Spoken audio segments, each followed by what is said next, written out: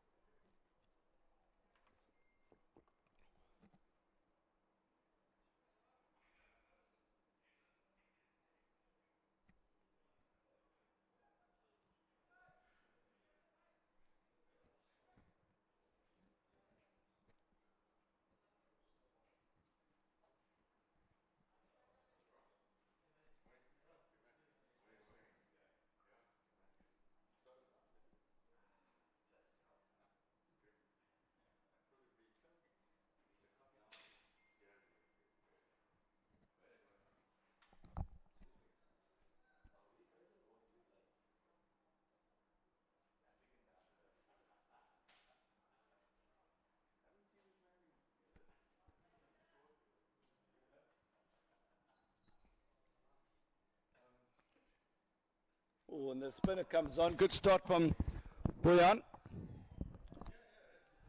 So, Heritage cricketers, very good attack. Right arm seamer, left arm seamer. Now we've seen a left arm spinner. So if there's any thing in the pitch, they'll make sure they get it. If they spin, they've got a spinning option. They've gone big. Saying not quite timing that.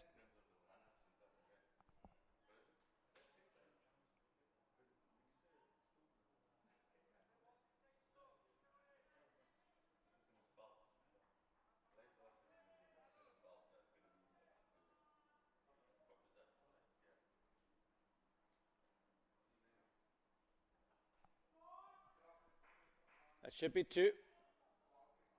Ooh, just the one. A few bobbles out there in the outfield. But he does the job eventually. I think the Inglorious Legends need to up the tempo with the running between the wickets. There was probably two on offer there. If they put the field under pressure and with the fumble, they could have turned and got back. That's well bowled.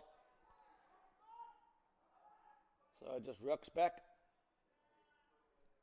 And we're not turning, just coming in with the arm.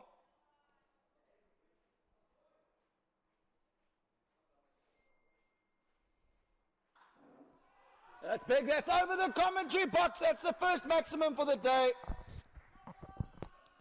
Just rocks on the back foot. And then the ball comes back down off the rooftop. That's a huge hit.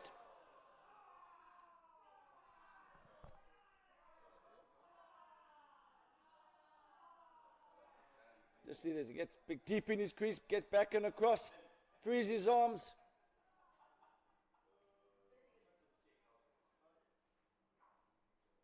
And thank goodness that ball managed to make its way back off the roof and no new ball required.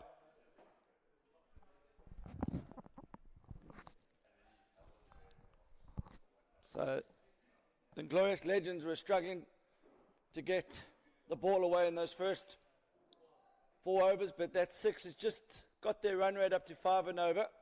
Still not quite where they want it, but no wickets have fallen yet, and that's a start.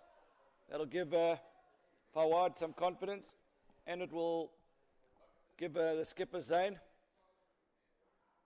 Oh, and it's delicately played. This should be 4 more. Superbly played.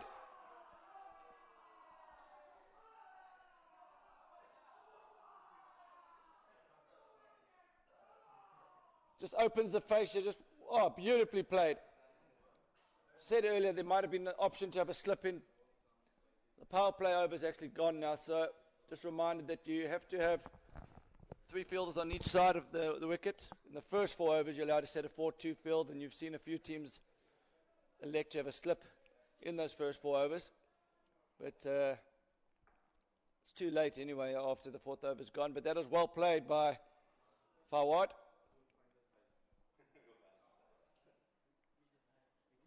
This time he's gone a bit squarer.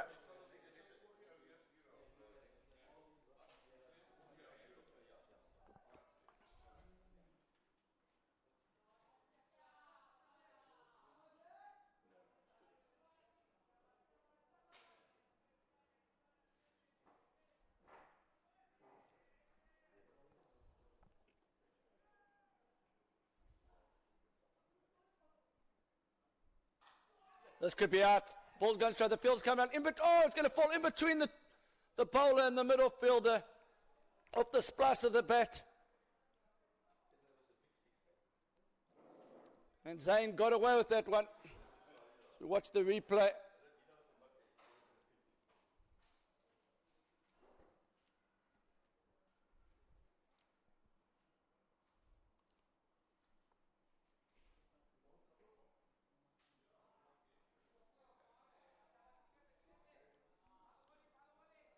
So Fawad favours that shot. Not a bad option here.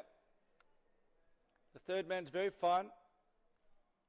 They've got a cover point as well.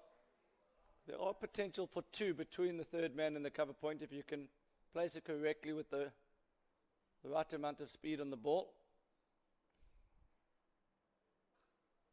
This should be 2. If they run hard here, the middle fielder's done well. Comes off the boundary. Great awareness there from the fielder out there at mid-off.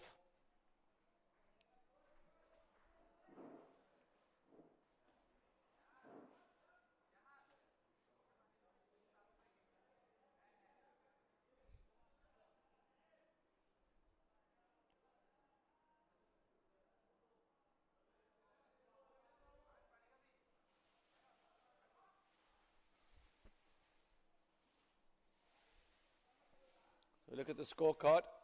Both batsmen facing 13 deliveries. Steady start. 1-6, 1-4.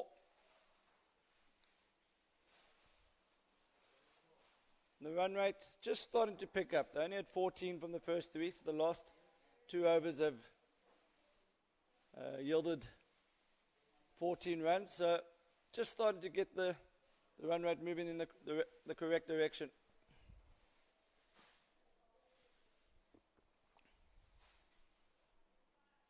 So new bowler, Syed Makamal Ali. It's the 4th bowler, and it's again another useful bowler. Lovely action, glides into the wicket.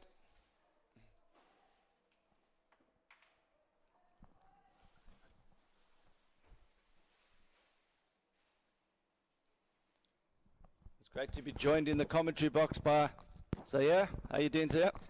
Very well, thanks. That's another one that's gone over the keeper's head. That should go for another boundary. And the Inglorious Legends are on the charge here. That's a nice little introduction to walking straight into a boundary. Yeah, it's been a steady start. There's been one massive 6 over our hedge in the commentary box. And then it'll glide down to third man. It's been great that the games are underway. Some heavy rains last night, and the fact that we've got play just shows the quality of the drainage of this field, because a bit of lightning, bit of thunder last night. Yeah, it may be a blessing in disguise, looking at the positive, because the fields have been quite dry. I believe there's been quite a lot of sun in Cape Town for the last week or so. A lot of cricket being played on this field, so maybe a bit of moisture with a bit of rolling on the wicket will help for the back end of this tournament. One's just hit out the long on here. No, definitely, you can see it's just spruced up a little bit. I think a nice little cut would have been just given it the energy it needed. But yesterday we saw the wicket kept just fairly low in the afternoon game, so hopefully it does give the seamers a little bit more to work with. Although we did see young Ewan Ahmed yesterday produce a fantastic spell for his team, a hat-trick and a fiver.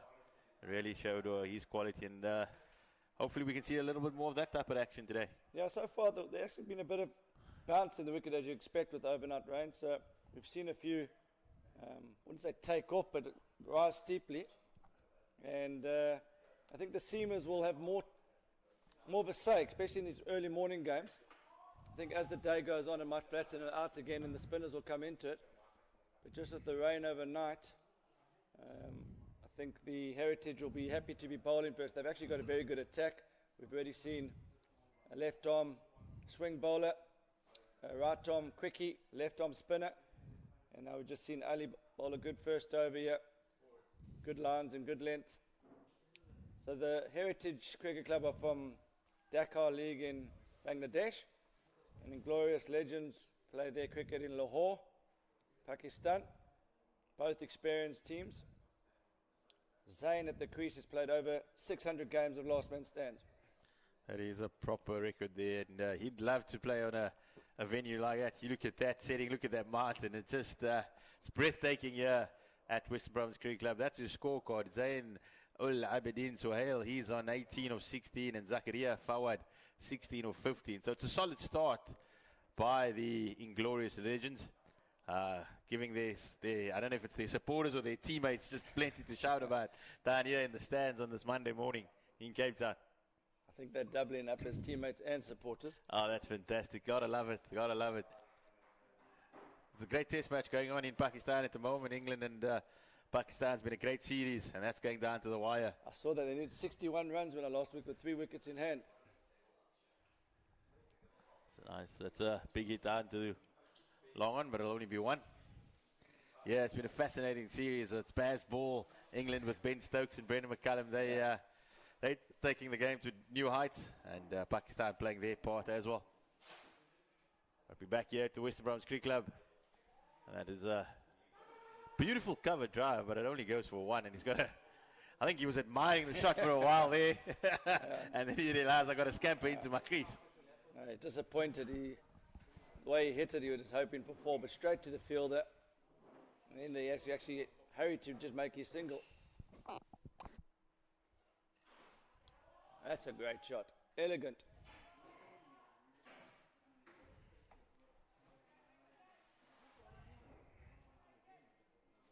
So Fawad looks a well-organised player. Traditional opening batsman. We have seen all the teams thus far bowl from the Gary Kirsten Oval end. Everybody starting on that side. It seems to be the way to go here at the Wally Watson.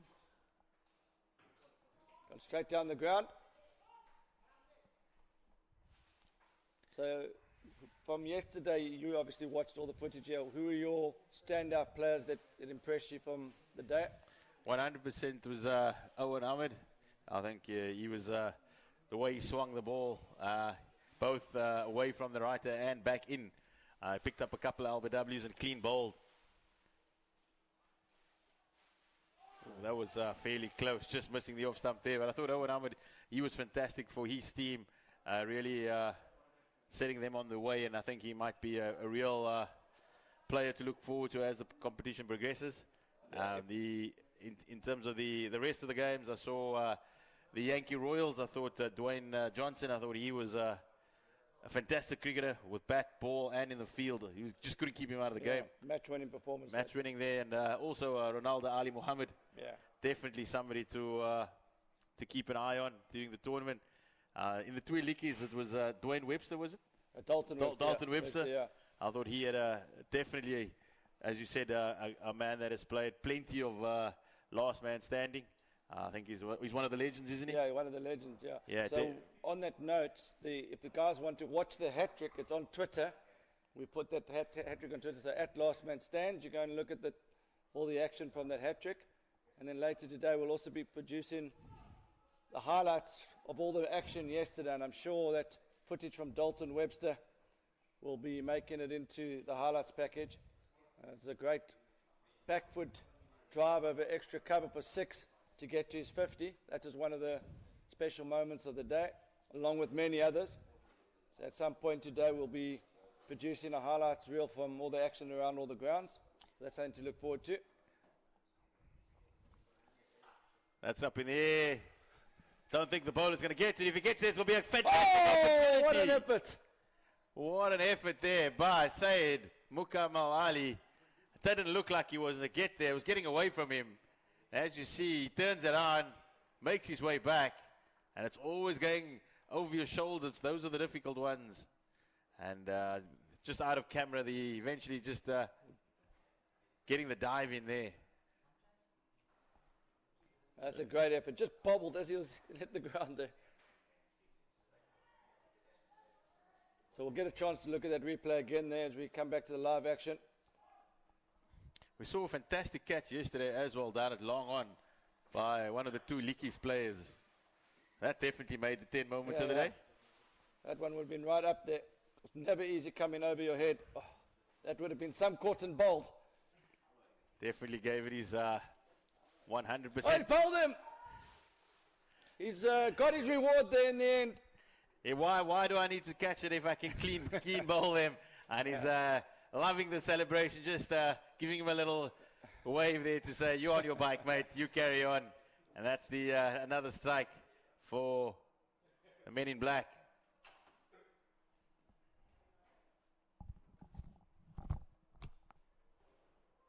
That one jagged back a bit.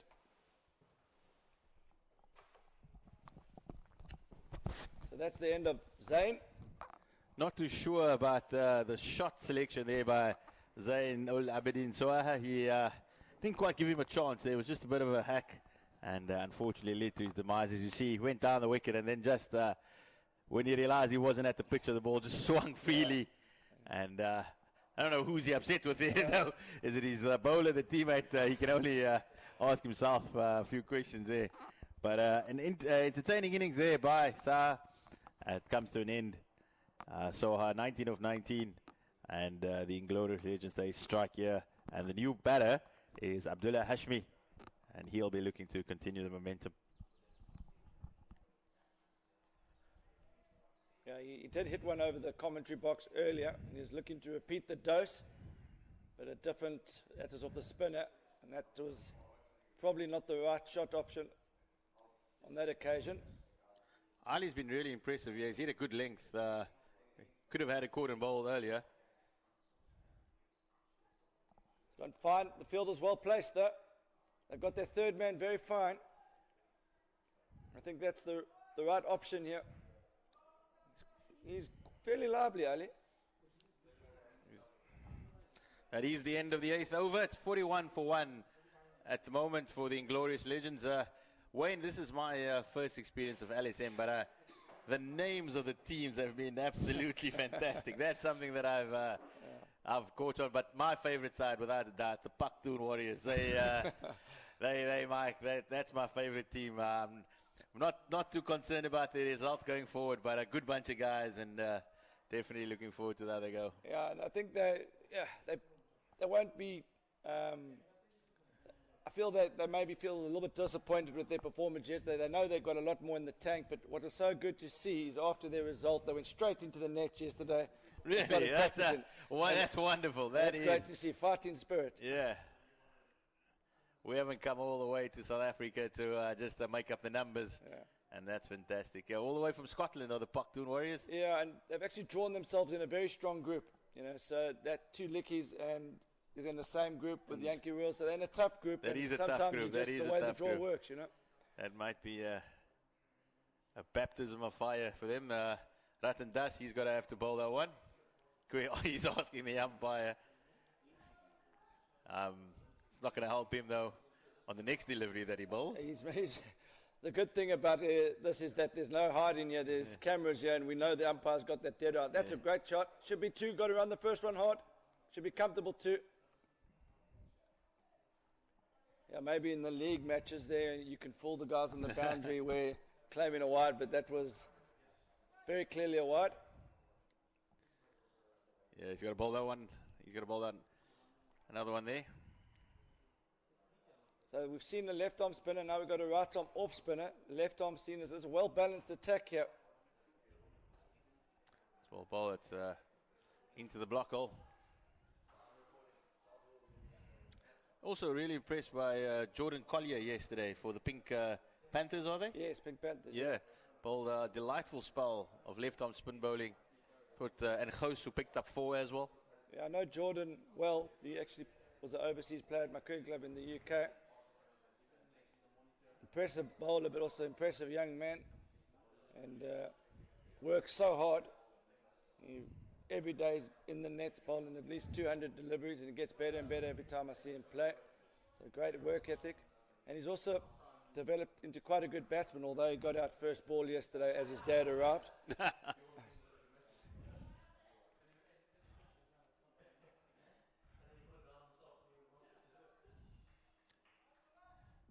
Looks like the Inglorious Legends, they go to 49 for 1 after 9. Just rebuilding after the loss of the wicket in the previous over. Not taking too many risks and still being able to lost over, as you see, Zain Ul Abidin Sohail for 19. And they're just rebuilding with a couple of singles here. Still managing 8 of the over, though. And that just shows it's not only about the boundaries. If you hit a couple of 2s, you run hard, and suddenly there's 10 runs of the over. Especially when there's a bit of life in the wicket and the boundaries are quite quick. It becomes a different game, a bit more skill in the batting. It's not just about standing to deliver. You still need the likes of Dane Johnson to play that type of knock that he did, but not everyone's got that size and power. So, that one took off a bit there. It's Tawfiq Haq. He's back on the. He's come back on. So he actually did put his back into that. It shows that the bowlers are prepared to dig it in. He's really. He's going to enjoy that. I'm not sure you get that sort of lift in his league in Dakar. He would like to take this wicket back home with him to Bangladesh.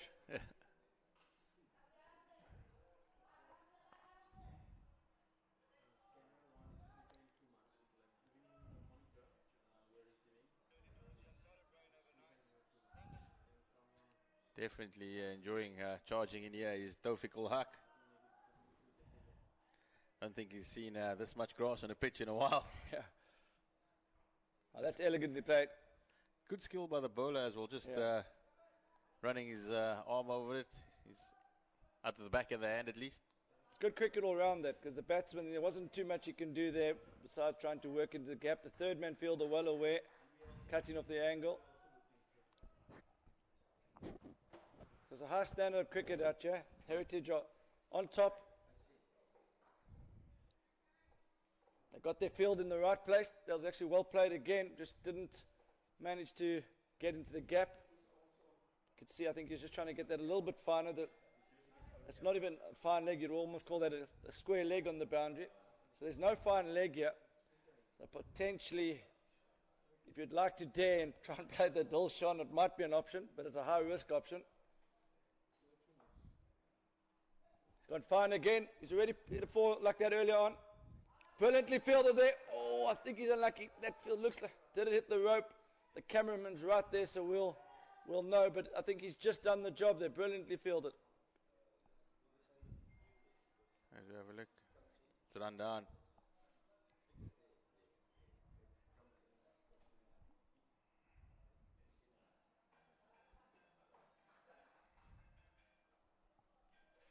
That is the over. The umpires haven't made a call yet. Fortunately, we do not refer this to the third umpire. They're going for the TV here, but it's not in our jurisdiction here. We could give them the soft signal here, but we haven't got a better view than them. I think the best person to know is the fielder and the cameraman out there. But I think we've got a go with the fielder. If he says it wasn't 4, then I'm sure it wasn't. That's the end of the first 10. We have the umpire has eventually shown shown the boundary. Oh, it's the 4. He has shown the 4. So Okay. that is the end of the over. And we come to the end of the 10 from the Gary Kirsten end as we move down across to the Avenue de Mist. Just remember in LMS, the first 10 overs are bowled from one end, the other 10 from the other. And does, as we saw yesterday, it does change. It has a dramatic effect on the game. Generally, the batters have been content to push it around in the first 10 against the wind. It's not as windy or blustery as it was yesterday, but definitely when they do tend to go on the attack during this final 10 with the breeze at their backs. Yeah, and I think I've been trying to think through my head, is the start too slow? But I suppose if you're going to be hitting with the wind in the second 10, you want to make sure you got wickets in hand to take full advantage. So 56, the projected score says 112, but I think they'll be looking for a lot more than that. I think maybe 130, 135 for still on. We have seen yesterday that anything over 130 becomes fairly difficult to chase. The Hashimi, that was a good shot. Just pitching outside leg, I think. Just about as does. And just then bowling around the wicket, maybe trying to cramp him for room. I think Carl Corner might come into the picture here. As that was definitely that the fielder's coming around. It's definitely the area that Forward was looking at, and now he's practicing the extra cover drive. So that was definitely not what he was attempting. Yeah, but I do think that's a good shot. If he gets some room, that's where you could go. But he might have to try and change his stance a bit and try and get inside out here. That one turned a bit and bounced a bit. Started from the wicketkeeper, but Forward had made his ground already. So Dust getting turn and bounce here from the Avenue of Mist end.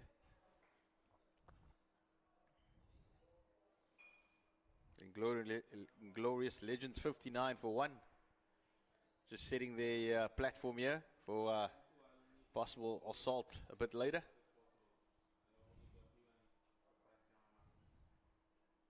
Oh, the keeper. I think the keeper took it down at the on the Gary Kirsten Oval. And Tulani just jokingly signals to the third umpire, let's help him out here. Oh, I think we can say he's got that run right. You cannot give that out with the naked eye. He signals to the third umpire. Do our producers have a slow-mo there for us? Do we have a slow-mo? We'll have to have another look. I think that is tight, but... Here we go. Oh. Well, I think you're probably going to need a couple of screens there. Go back a few frames. Yeah. I think in the good old days, benefit that to the batter. Yeah, I think you'd actually be definitely not looked upon favourably by giving that out. You're guessing, aren't you? Might have been out, but I think that's the old adage, if in doubt, not out. I'm a batsman, so I would say that. It's 59 for 1 after 11. Forward, just removing the protective gear. It looks like you might want to just open the shoulders a little bit in these final 9:45 deliveries. Hashimi, he's going at a run of ball at the moment. He hasn't quite yet found the boundary. So it's always the captaincy comes into this. The way Forward was playing, he's just playing within himself. I would have thought you were going to get maybe an aggressive player coming in 3 chances in his arm. But at the moment, Hashimi just sort of playing the same way. It definitely needs one of these two. Or it's almost getting to a stage where they both need to go. 7 wickets in hand. Yeah, well, that's beautifully hit. Field's coming around. That's a great shot. It's a good effort on the boundary there, but just too much space on the ball. He was eyeing the extra cover region in the previous over. We just said now he hasn't got a boundary yet, so clearly listening to us in the commentary box. That's a stunning... It's a well thought out shot, isn't it? He's hitting with the spin. He's opened his stance. He's just gone inside out. Smart cricket that. I think Boyan also just pushed it through, so there's a bit of pace on the ball as well. He adjusted his shot well there. Good bowling from Marzan Byrne, just in his length. A little bit of cat and mouse now. Do feel the slower you bowl on this wicket, the better. That's what we've seen from the spinners thus far. I also think mixing up the pace as well. Just not letting the batsman get too settled.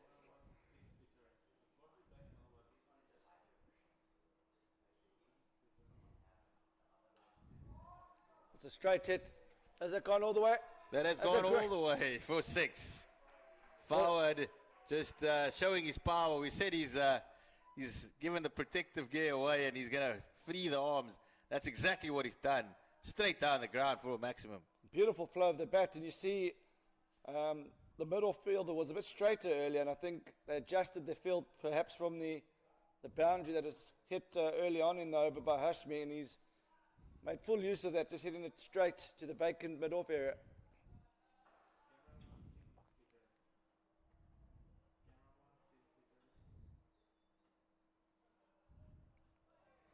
I think forward's quite a big man as well, so there's definitely power there that can be unleashed, and I think he might, these next couple of balls could be interesting. Yeah, it just takes one big over, and this is the one that looks like if they can get another boundary here, they really get themselves on the front foot. Oh, and he's away. That time he is out. So what an interesting over there. They had everything.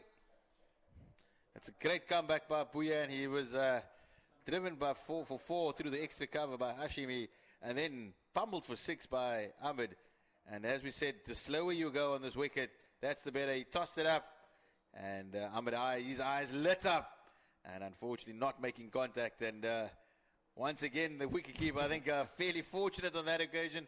And Ahmed just put his bat on the line, and he didn't actually get it over. And he does get the stumping second time around. But fantastic bowling by Boyan, just a little bit slower. And that's exactly what brought the wicketkeeper into business. Not too sure why he's standing that far back, but does get the job done. That's exactly what I was going to say. Job done. The best way to describe that is job done. I think, as I said, he was helped by the batter who just put his bat on the line and not. But he's the second wicket for the Heritage Cricketers from Dhaka, as the Inglorious Legends are now 70 for 2 after 12, and there's 8 overs remaining, 40 balls remaining in the innings.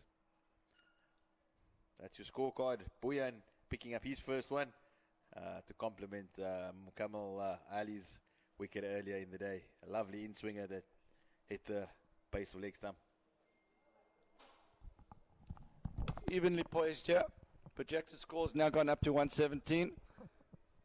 Obviously, the projected score is just using net run rate.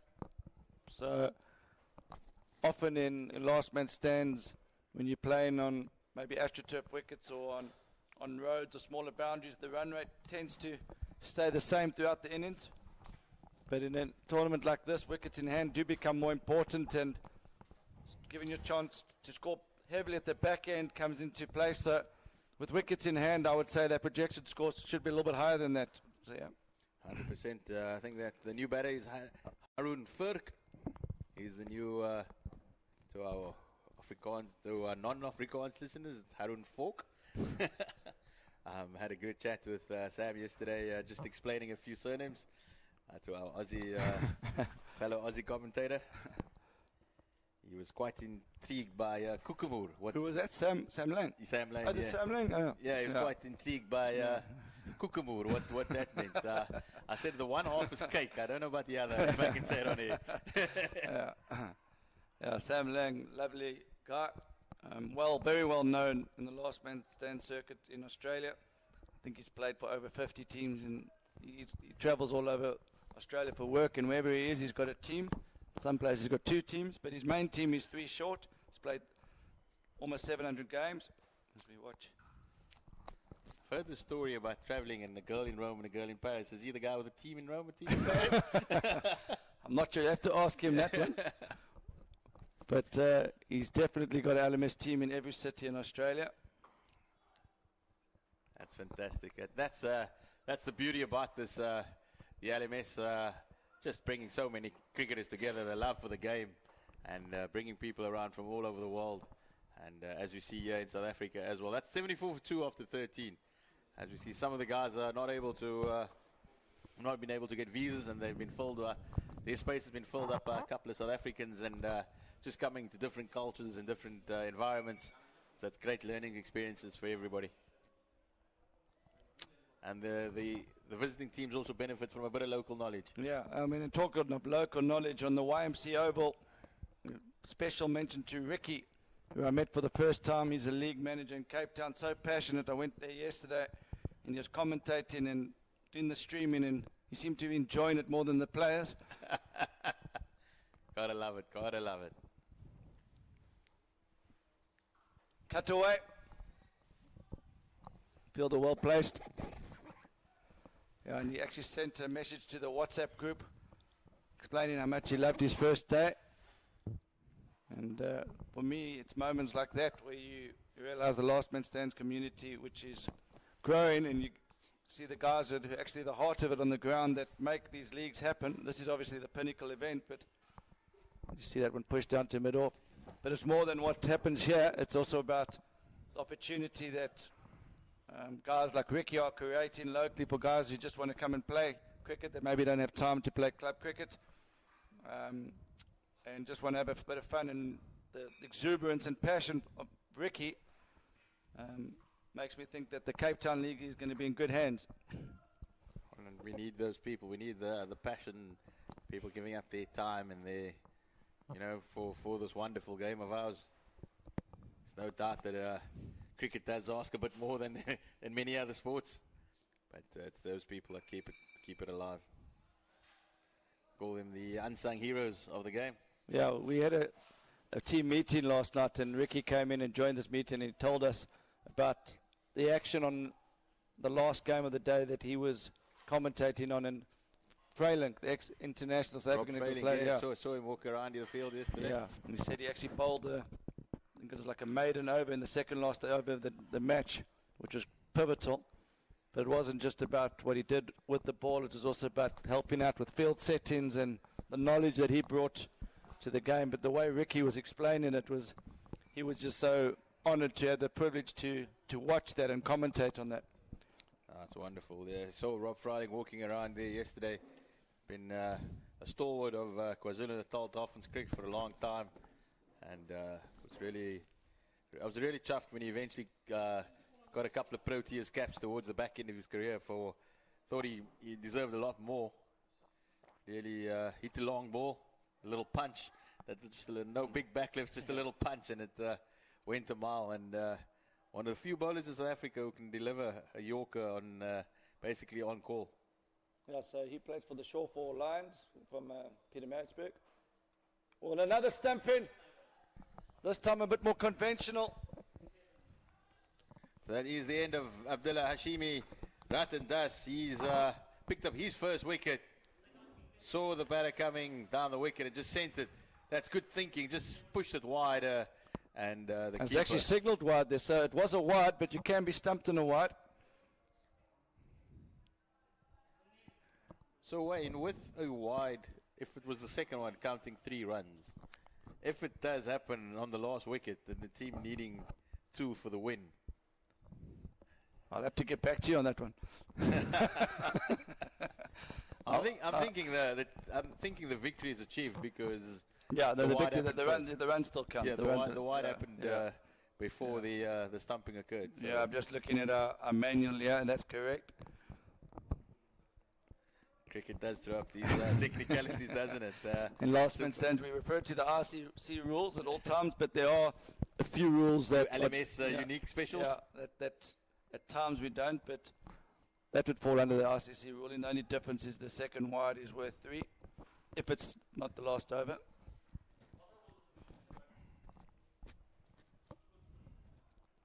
Ratan Das, he's picked up the 3rd for the Heritage Cricketers, and that's a nice little reverse sweep here. But he'll only get 1. That's when they say the famous saying, good shot for 1.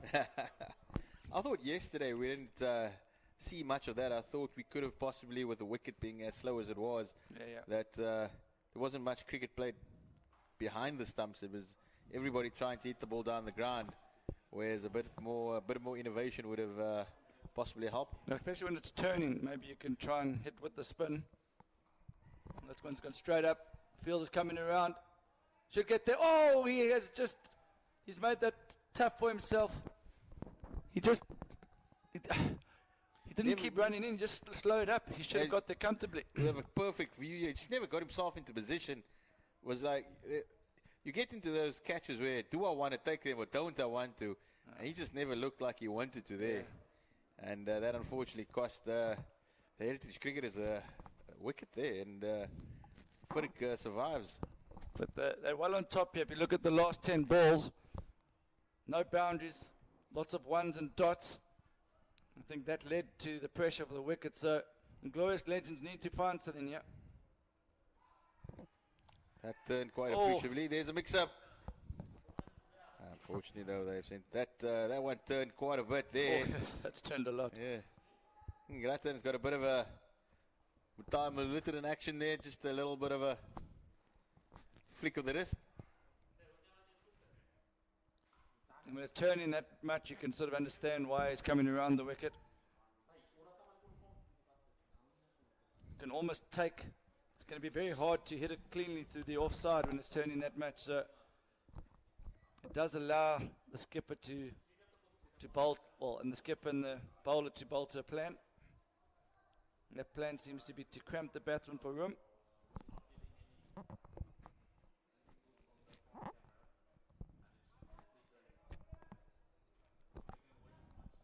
There's just 5 overs remaining here, and the Inglorious Legends, they've slipped down away. They were setting themselves up nicely a couple of overs ago, but the loss of 2 quick wickets, that's just stemmed the momentum and the tide here for the Inglorious Legends.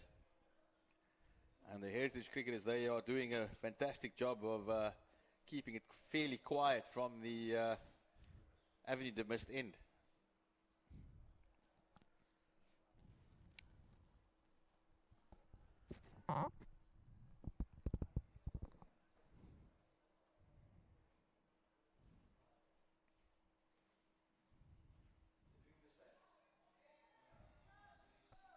It's Boyan back into the attack. He's collected a scalp as well. He'd like to finish well with his final 4 deliveries.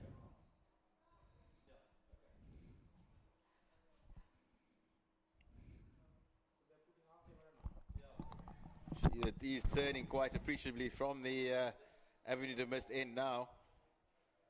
And the likes of Furk and Kamar, they not having much in terms of answers for this.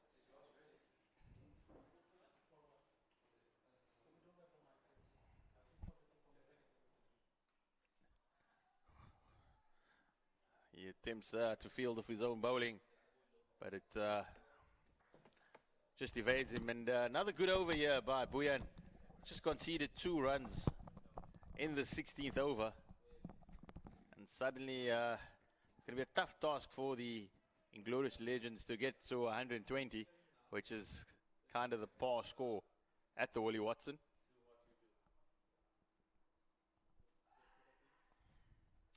If he beats the keeper, they should get back for a couple. And Kamar does come back. But once again, another good over by Boyan. Coming back to what you said earlier, I do feel the reverse sweep's actually not a bad percentage shot here if you got it in your locker. It's easier said than done, but with the turn you get in, there we go. You just didn't get that as square as you'd want to, but I like the intent there.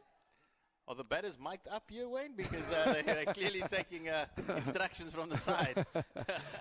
I think he needed to try. He was trying to get that a bit square between the fine leg and the square leg, but there's a small boundary here as well. So the idea was there, but if you can execute, that's where I feel the 4 could come from. That's the end of the 16th, and also Boyan's spell. He's done really well for the Heritage Cricketers. He's gone 1 for 27, and it's 85 for 3 after 16. And the likes of particularly Furk, who's gone 6 of 12, he possibly needs to get a move on. And Faiz Kamar, the projection score is 106, and that's unfortunately not going to do the business for the Legends. So they They'll be looking in excess of 120, so that's about 35 off the last 4. They'll do well to get there. Remembering it's 5 ball overs here at LMS, and only the final over needs to be legitimate 6. 5 ball, 5 deliveries. It's Abdul Hussein, he's back into the attack.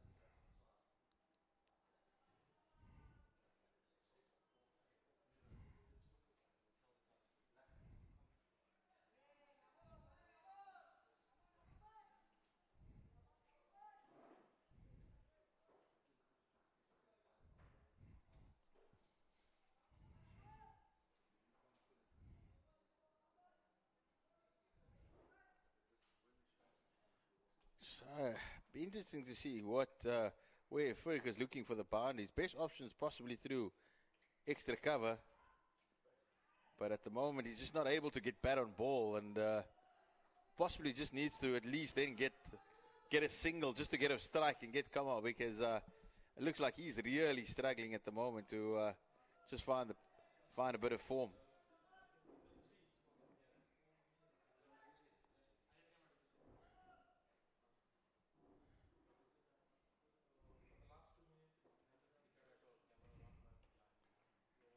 That's Hussein runs in again.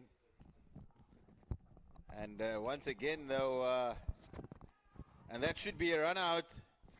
The umpire says no. He's gone again to the third umpire. He's putting us under pressure here. I actually thought that one was out, but again, it's so hard to call. As we watch here, we're going to get a good look at this. My prediction is out. Oh, that is definitely out. That is definitely out. Sorry, Humpy. You've got that one wrong.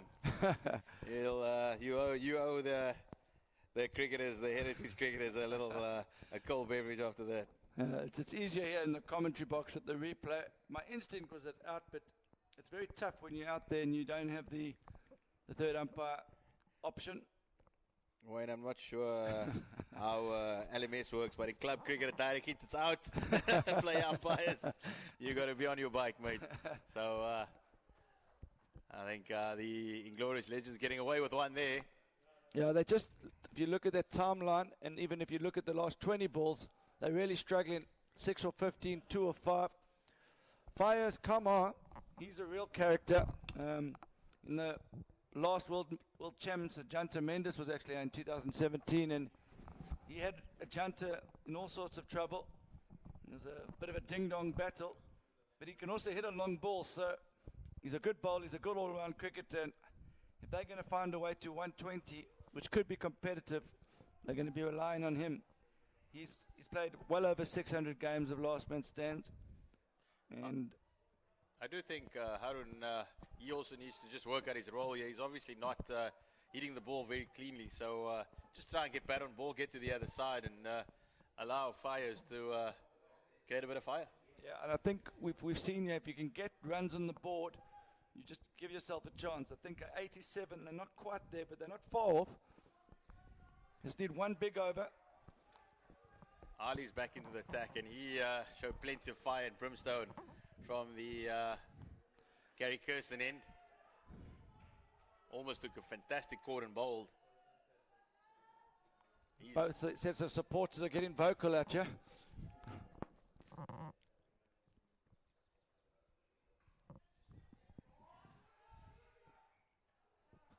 That's well fielded there by the deep extra cover, and it's just a single. That's Shaquille out there at deep extra cover. They just seem to always have the fielders in the right place here, Heritage. But at least Harun has managed to get Fires on strike. Second ball of the over. So let's see what Fires has up his sleeve. Steps across and has a wild hoik. And immediately showing his intentions there. But Ali was having none of it. And it's another dot ball. I think plenty happened in that ball, but nothing actually happened. what could have happened if he hit it would be the ball would be still in its way, travelling to Rondebosch main oval. But let's see if he can find some bat here. It's only going to be one though. This is really impressive here by Syed Mukammal Ali. He's hit his straps, he hasn't missed his line or his lengths. And even when the batters have danced around on the wickets or looked to reverse, he's just stuck to his basic principles. He's not changing much. You can do all the jazz moves in the crease, but I'm keeping it straight. It's slapped down to straight to the field again. They just can't seem to find a boundary. That's the end of another over. So just the last 5 overs, it's fallen away for the Inglorious Legends. But the heritage, from the reports I heard yesterday, their strength's definitely their bowling. So they're relying on their bowling to give themselves sort of an opportunity in that second innings just to bat within themselves. So I think if Inglorious Legends can find a way to 110, 120, they can just ask some questions of the heritage batting lineup.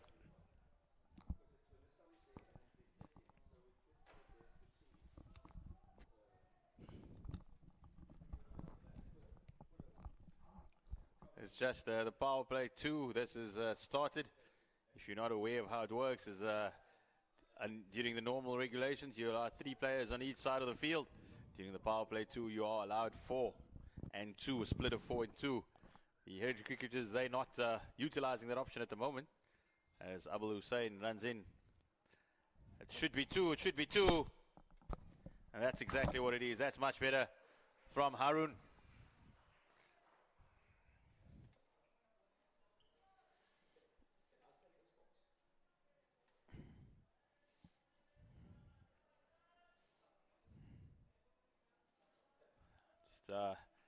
Just 9 deliveries remaining in the innings.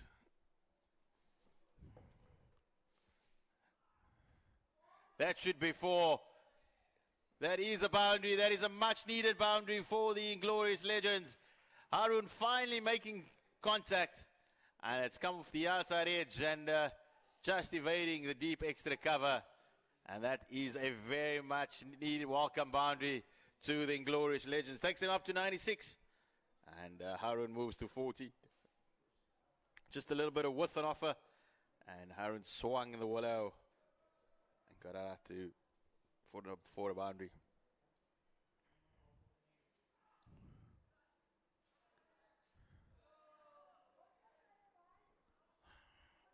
Abdul Hussain, he's not very pleased with himself there. He did deliver a good ball and then just turned around to try and run out the non-striker and missed from about 1 yard.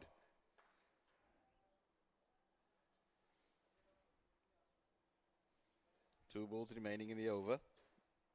Hussain to Kamar, to Fires. He moves across and once again just has a wild swipe but doesn't make contact.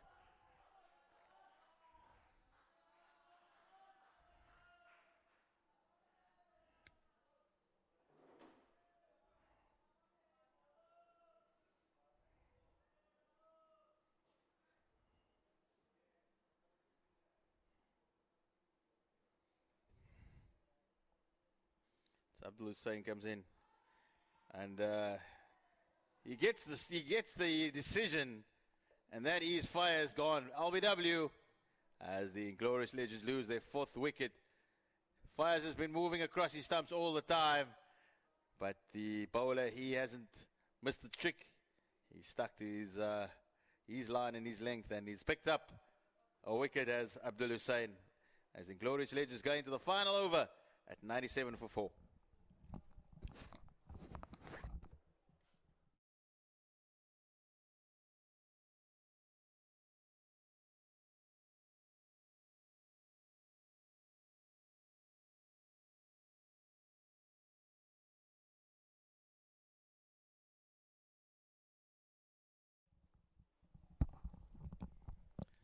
The heritage cricketers, they would be very pleased with their work here. They've put in a good shift, and they'd like to finish it off very nicely.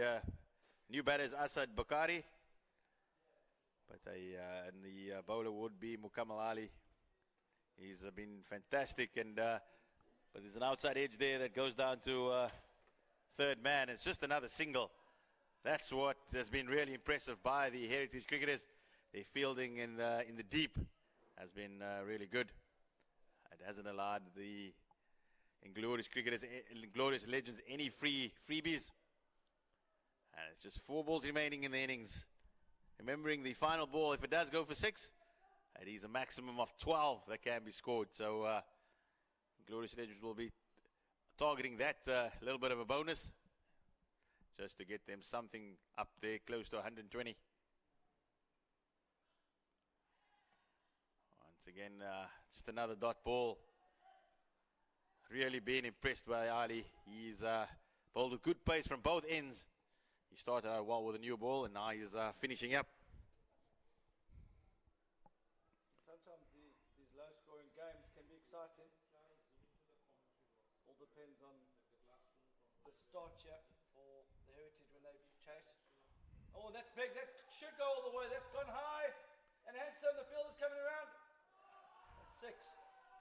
That is a mighty blow by Asad Bukhari. Just exactly what the Legends needed. He swung his arms. It was a length delivery, and it went all the way over Modon for 6. And it's also brought up the Legends 100. Can you repeat the dose in the last 2 here? Now it's 4 more over the keeper's head. Oh, that's brilliantly fielded. And they ended up not getting anything from that. Just not good cricket from Bakari. He could have run 2. I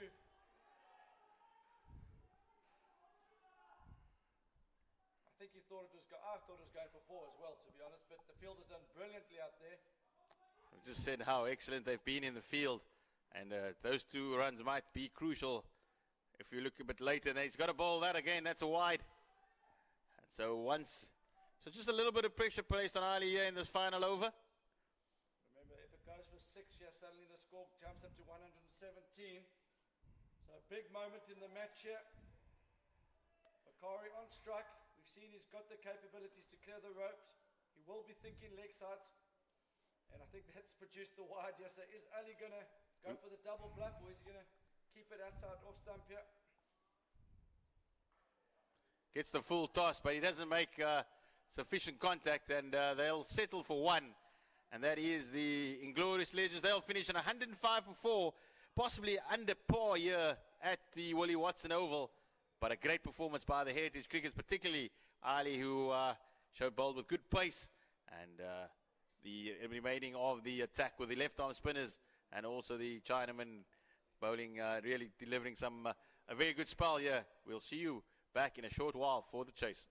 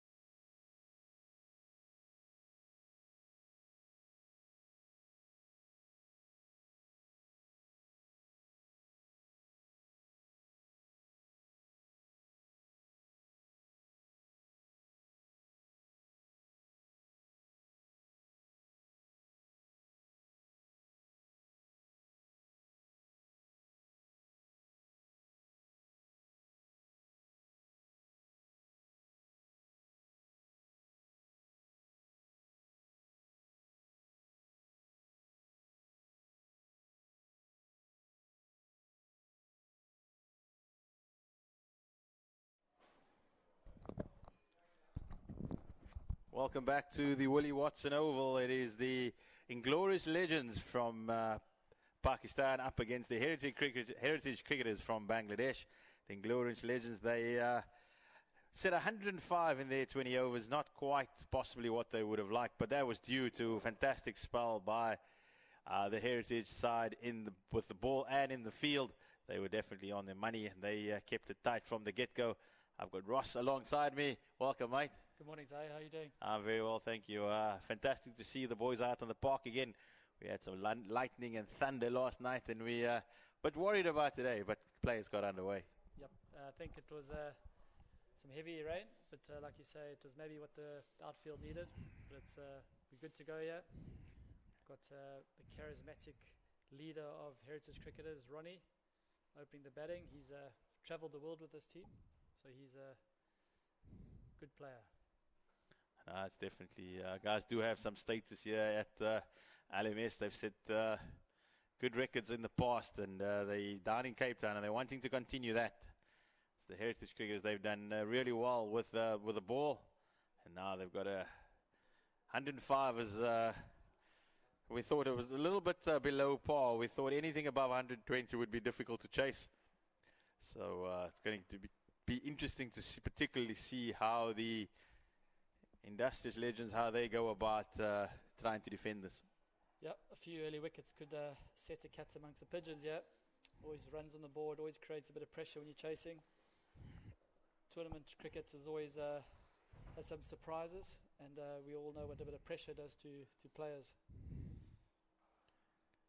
Ronnie's just checking his field placings. And we are ready to go.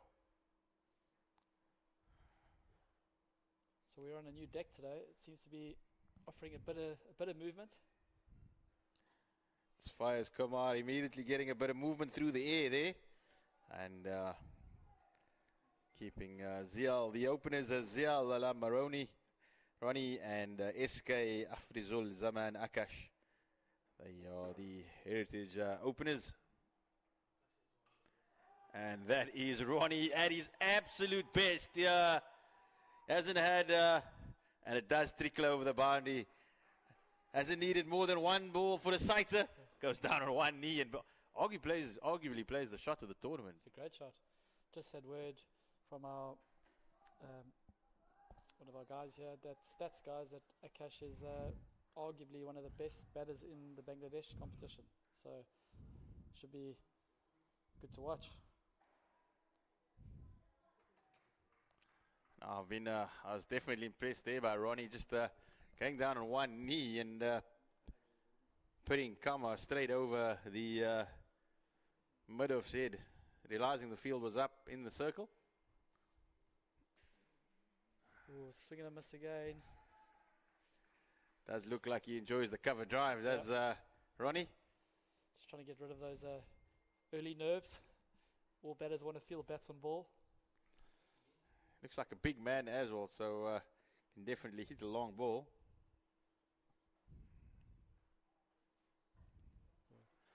It's a good change of pace by Kamar. He's just run his fingers over. So that's actually a good over there by Fayez Kamar, opening over. He's conceded the boundary, but came back nicely to finish off. I'd be interested to hear your view on this. We've I've always had this theory. You know, let's use a player like Kevin Peterson, right? When he comes into bat and he swings from ball one and it comes off and he gets 150 off 80 balls, everyone says that's the way he plays. But then if he gets out in it with a reckless shot, then he's given that allowance to do that.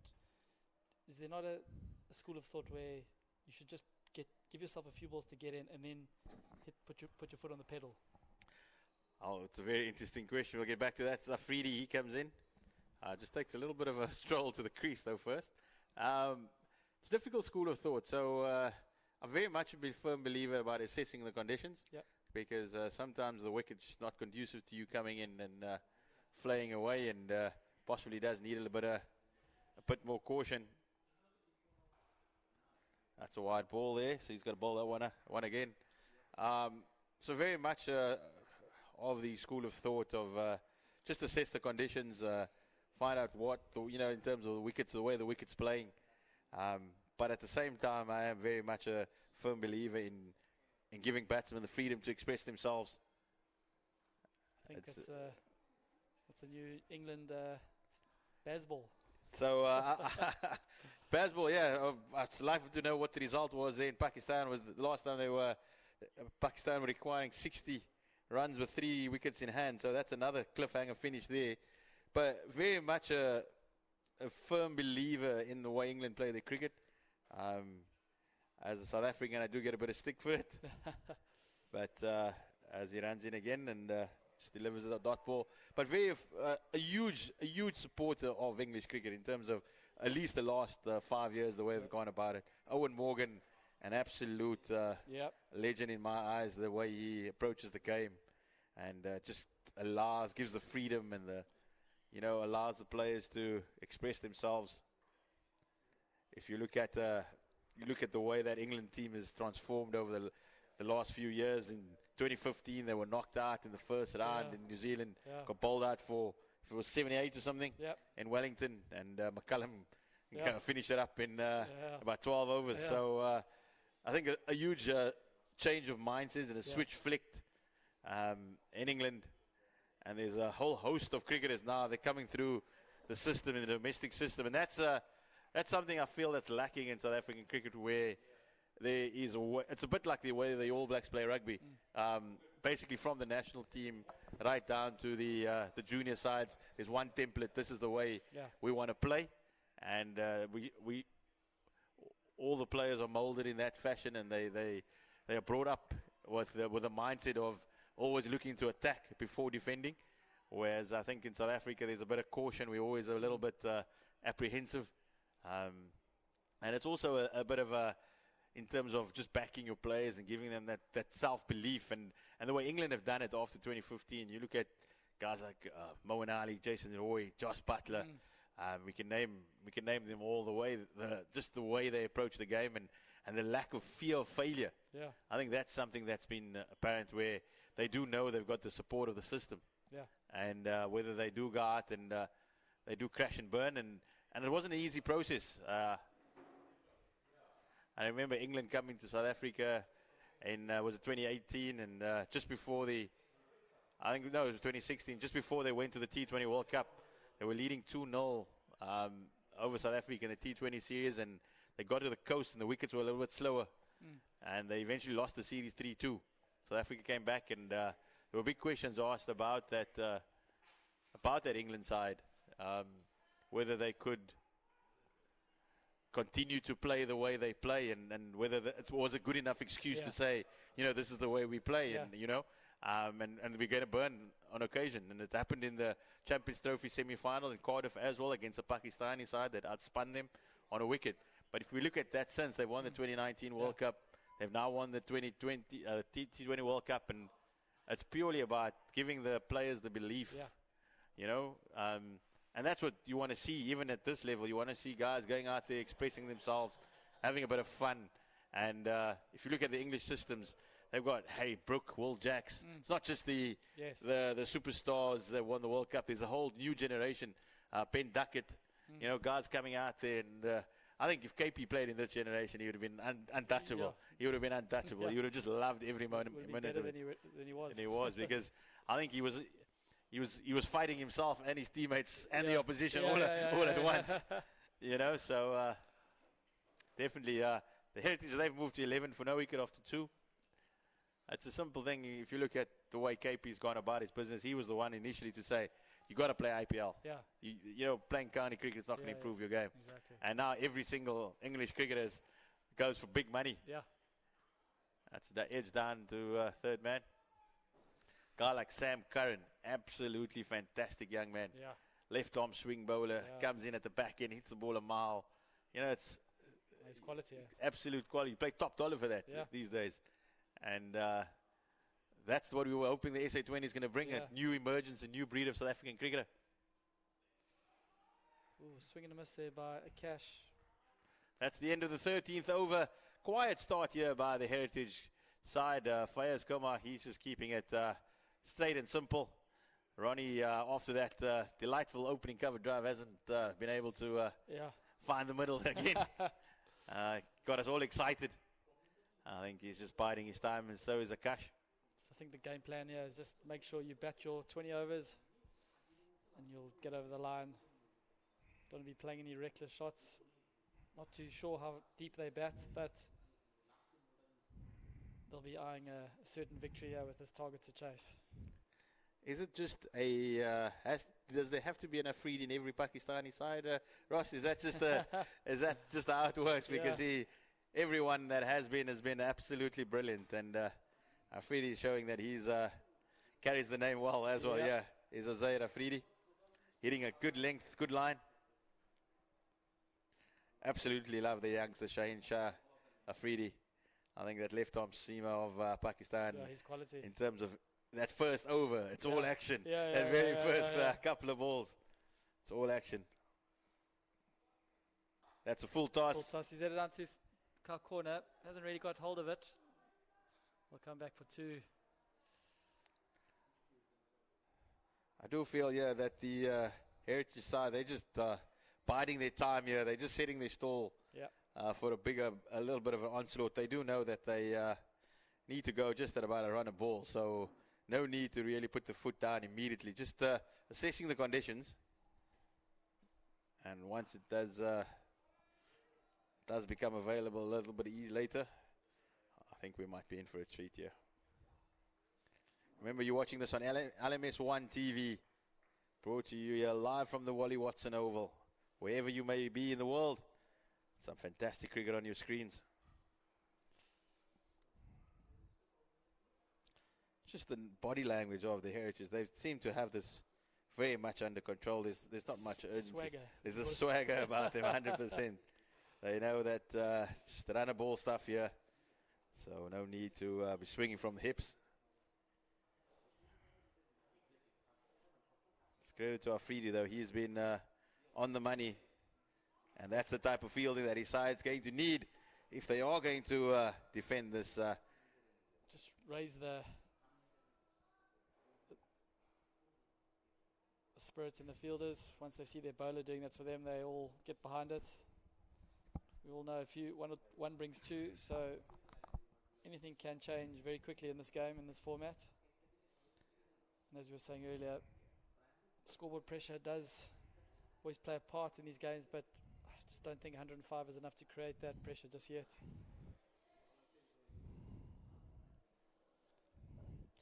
Been a conversation with Neil McKenzie a few years about sort of scoreboard pressure, saying that when you in a situation where there's two of you batting, so you're chasing, so there's two of you under pressure, because when you're in the field, you've got 8 to 11 of you to have the pressure together with. Did he tell you that it adds to the pressure if you put your left bat on before the right one? Does that add to the pressure as well? That's up in there. Akash set it out to long off. Oh, he clanged it. Absolute sitter. That was straight down the throat of the fielder. And Kama, for all his money, thought he had his first wicket of the tournament. Hands on hips there from all the fielders, thinking he's looked at the sun. I don't think he can blame the sun for that, but not sure he's seen the ball in the clear blue sky like this. And coming down, just closing the hands before the time. So a letter for Akash. Oh. And he'll just push the next one into the leg side. But that is a huge letter for the Heritage side. Especially with such a low target on the board, you need to take your chances. The old take catches win matches. Yeah, touch wood, touch wood. Yeah, so I think Kama, he will be a little bit disappointed. He's held his line quite neatly here. Ronnie goes big down the ground, using his feet. Smacks it out to long off, just for a single though. So we can have another hot day, it seems, here in Cape Town. But there's forecast rain from about 4ish. We are told by the locals. Does feel a little bit humid today. Yeah. Clouds in the sky and humidity levels quite high. But I'm sure both these teams will welcome it. One from Pakistan, the other from Bangladesh. Quite familiar to these conditions. This is probably cool for them. Yeah. given It's a- some of the It's a nice day out. apparently in the summer leagues in Yeah. Lahore. Pakistan, they need to play at night because it's just too hot during the day. That's a boundary there. Just Ronnie just having a little bit of a sweep shot with Fires just missing his line a little bit there, searching for the wicket. And he drifts down the leg side, and Ronnie getting at least his Cash who gets Cash just gets a bit of enough on it, and it goes down for a boundary. And that's what happens when you don't take your catches off, and the next couple of deliveries does Very frustrating as a bowler. go for a boundary. Always feel it's just the bowler just searching a little bit extra after the missed chance, and missing his lines. He hasn't bowled a single ball down the leg side before that, and suddenly it's gone for a boundary. So Cash going at 14 or 14, 100% striker rate at the moment. There is a big reputation he carries, and his team will be hoping that he can get them over the line in an hour or so. Ronnie's going to be the anchor, I fear, and he'll be the calm head in the situation. Once again, it's a freebie from the Gary Kirsten end. Oh, big swing and a miss. I don't think he heard you there, Ross. I think I don't know what calmness he brought there, because your words weren't cold, and he went walking down the wicket and having a huge swipe outside the off stump. I feel that if he just stands still, he might hit it a lot further. I love the classic, like this big swing and a miss, and then the next one is a practice the block. It's like you weren't trying to do that, so why are you practicing it? And then the best part about it is the next ball doesn't try it again either. Yeah. And so not quite sure that, but that is why we love this game. As a freebie, he comes in again. Ooh. He definitely has the number of Ronnie at the moment. It's been excellent bowling by the seamer. Yeah, dot balls in this format are worth gold.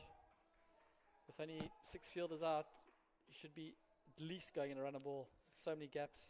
I'd like to see Ronnie not give it away here, because the run rate's not a problem.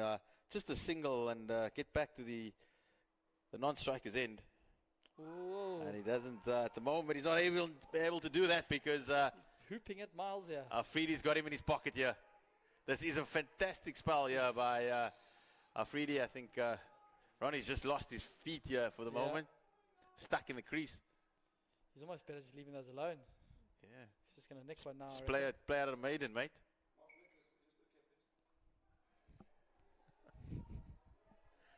That's the end of a fantastic over by Afridi.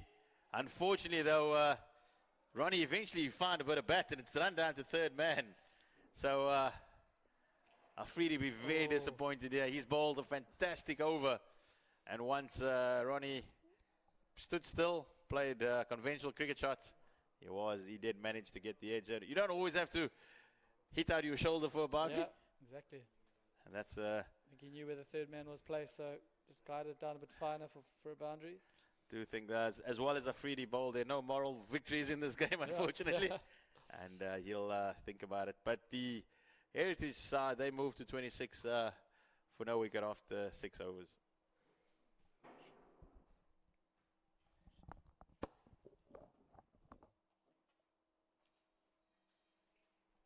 So we're going to change a bowler. Left arm spinner, it seems. Always love a left arm spinner, being a pie chucker myself. Ahmed is the new bowler. Just getting his fielders in place. He's got a pretty standard field with a sort of a third man, extra cover, mid off, long on, cow corner. Oh, a sweep by Cash down to square leg on the boundary. Just for a single.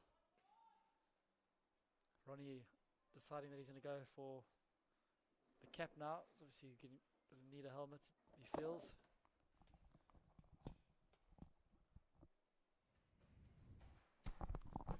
So the current rate required is 78 off 69. So very comfortable still for the Heritage cricketers. This is the Wonder how Ronnie's going to play the left arm spinner. Oof. This is the first introduction of spin by the legends. Imad Ud-Din Muhammad. We've seen some classic left arm spin. Some classic left arm spin we've seen already in this tournament. That one's up in the air. And it's gone for 6. It's a great shot. When Akash hit it, I'm sure that wasn't the intention, but the top edge. He's hit that behind square. What a shot. Just flown over the boundary. Thought for a bit that he might be in trouble, but 6 runs. Akash starting to find his way now. As mentioned earlier, he carries a big reputation with the Bangladesh guys. Swept it again out to square leg. Just be a single. Gets Ronnie back onto strike. See how Ronnie is now 14 off 19, so a bit striking below 100.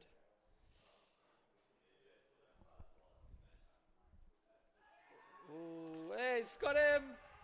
LBW. Umpire's given him out. Ronnie doesn't look happy. That's a great recovery from Muhammad. He was hit for 6. The previous ball was Imad. And this one just went on with the arm. And don't think Ronnie's got much to complain about there. That's hitting the middle of middle. Yeah. And that is the first wicket for the Legends. As the Heritage cricketers are now 36 for 1. And that is a very important breakthrough.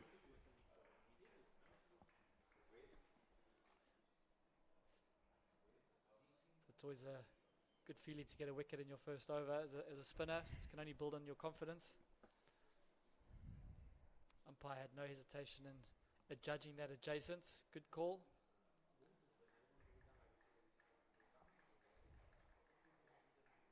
So the new batsman is Ahmed Udin Muhammad. Hope I've got that right. The current equation he faces is 70 of 65.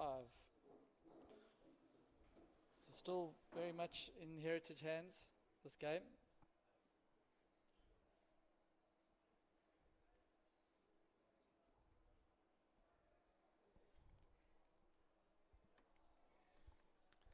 I think the Legends have done well just to hold it tight for the moment. They don't have much to defend, and they haven't allowed the Heritage side to get away either.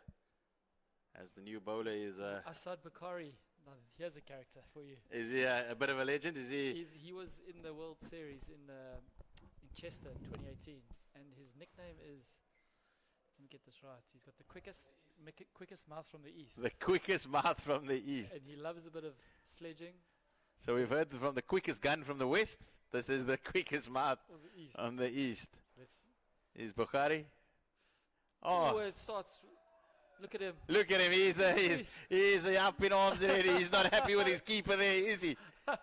This is fantastic. Yeah. Cap on backwards. Gotta have somebody in your side like this. Gotta have him. He's one way. I think he's having 10 conversations with himself as he walks back to his mark there. Look at him, hands on his teapot after the first delivery. Teapot. This is going to be entertaining. Hands on hips. Hats on backwards. AD, that's the nickname he goes by. Let's have a look. Gotta love the action there as pedal. well. Good shot that by Akash. He's going to go. Good stop on the boundary from Ahmed. We'll get back for 2. I think that's good batting there by Akash as well. He realizes that AD is he's darting them in there with his left arms, and he's just going to deflect it. Not going to try and hit him back over his head. Just going to deflect it behind the wicket.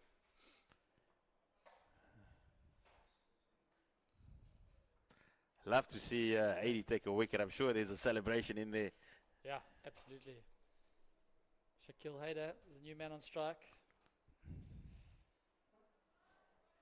I think a quick wicket here would get the Legends really going here.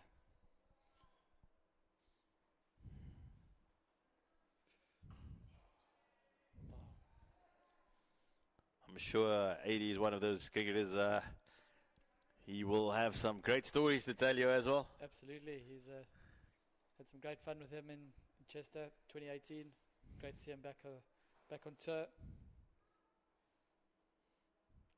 That's well played there by Akash. Looked initially for the sweep, and when he realized it wasn't there, just opened the blade for a single. We haven't seen much of that. We spoke about it, the use of the sweep or reverse sweep, particularly on a slowish wicket. That's well bowled, well played. Tidy over that from Asad, just 5 runs off it. It's 43 for 1 after 8. 63 of 60. Just normal cricket here? Just that's how you get over the line? Normal cricket, yep. I think at this stage in the tournament you're just looking for a win. You know, they say that always your net run rate could come back to hurt you at the end of the group stage, but I think a win is key. A beautiful backdrop of the mountains here in Cape Town. So yeah, can I ask you, does that particular mountain range have a name, or does it form part of the whole range of that's Table Mountain? That's the back end. Yeah, that's the back end. So it might seem strange that when you look at it from the other angle, it's all flat, exactly, and it's but that is Table Mountain. What's well bowled there by Mahamama. Using the creases, coming a bit wide, giving a good rip, a little bit of turn. As a batter, any ball that's going away from you is always trickier to play. Oh, just slowed up the pace there. I think Akash was preempting a little sweep, but had to improvise a shot.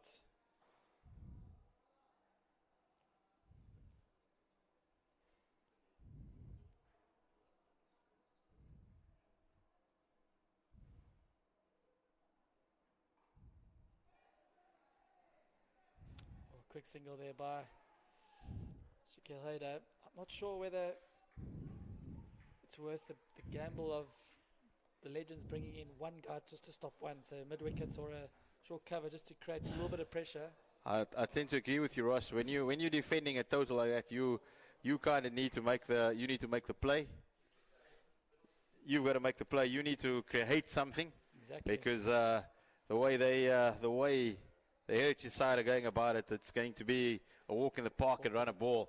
Absolutely. And again, it goes back to the England philosophy. Whether we lose in the 12th over, whether we lose on the 19.4, we're still losing. So at least you've got to give yourself a chance of winning the game. I suppose that there is some value in that. There is the winning and losing bonus points. So if you smash a team, then you get the winning bonus points. And if you just beat a team, they get the losing bonus point.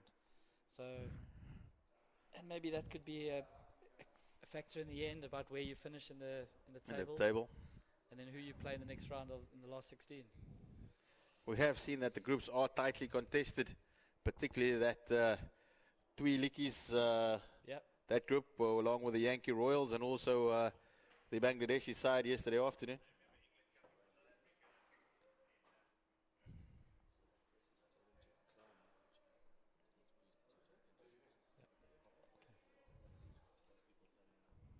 So welcome for the new viewers to Western Province Cricket Club's Day 2 of the 2022 World Champs. The game you're watching here is Inglorious Legends from Pakistan against the Heritage Cricketers from Bangladesh. We're in the second half of the game with the Heritage Cricketers chasing 107. Heritage Cricketers on top, Zahir, within just 58 or 55 still required. I think the Heritage, they've been controlled throughout the game, whether it was with the ball in the field earlier, now again with a bat. Akash, he's played a really responsible innings. We've seen him look to reverse, look to sweep, particularly against our man Asad Bukhari. Yeah. And the wonderful thing when you play guys like Bukhari is when you quieten the game down and you don't engage and you don't that's when you win the battle. Exactly. Because once you fight fire with fire, that's often when you come second. Yep. because that's what Bukari is looking for. That's what he wants, that confrontation. Exactly. He wants you to get into the cage with him, as they say. Yeah. So that is what Akash is doing very, very well here. He's just quieting the game down, picking off singles, because he knows they don't need any more. As you see, remembering this is being streamed to you live from the Willie Watson Oval. Fantastic initiative here. No matter where you're in the world, you being able to watch, aside from Bangladesh, aside from Pakistan. We saw a side from the US yesterday, live from New York. Yep. So that's some good fielding out in the boundary. So you will see plenty of cricket here from the Willie Watson Oval. And 36 teams involved, Ross. 36 teams, that's correct. That is all corners of the globe. The UK. 13 from South Africa, 6 Bangladesh, 5 from England, 5 from Pakistan, 2 from Singapore, couple from Australia and also New Zealand. So I think we're touching every aspect of the globe here. Fantastic. It's always been about giving these amateurs a professional experience. And obviously the glue to it all is the world rankings that they get. So you can, if you're playing in Mumbai or you're playing in Sydney or Auckland or Johannesburg, you can see how you're tracking in the world against all the players. We all know cricketers love their stats. Love a bit of numbers. And I mean, to play with a view like that, can you ask for anything more? Absolute world class. Can't ask for anything more than that. So it's 10 overs gone, and as we've seen, everybody they have been starting from the Gary Kirsten end. That's into the wind here. Not as blustery as it was yesterday, but they move across to the avenue to mist, and this is when the game has become interesting. This is when the bowlers do come under a bit of more pressure. But today's different. They've kept the boundary out and they're playing on this side of the track, of the deck. So it's a big boundary there. I do think if you've got a left-hander, though, the square boundary does become an option.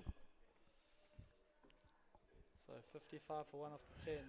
The Legends, though, now feel that they need to do something different if they are wanting to pick up, wanting to stay in the game. Because if it does go like this, I can see the Heritage side just cruising to victory in about the 16th over. Yep. Do need to just hate a little bit of pressure, game within a game. As Imad comes running in again. And that's quite simple for Akash just to push it into the leg side. Just trying to think if it's going to be a few dots here, or definitely wickets would create a bit more pressure, but it seems it's going to be too easy just to, with the field spread like this. Definitely think that square leg can come in a bit 10 yards off the boundary as well. It's a big hit out that way. And just to save the 2, possibly.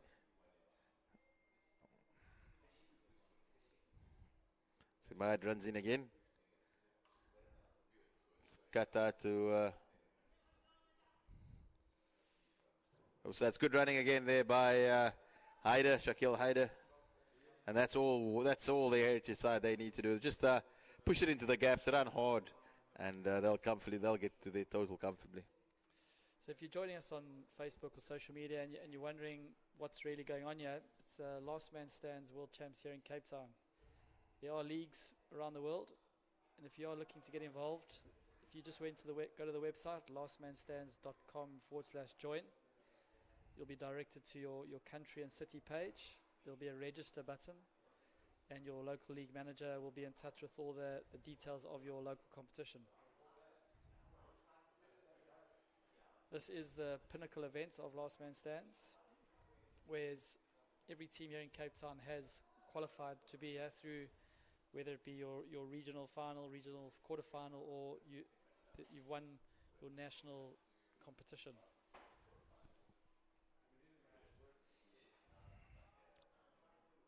The last ball of Imad's third over coming up.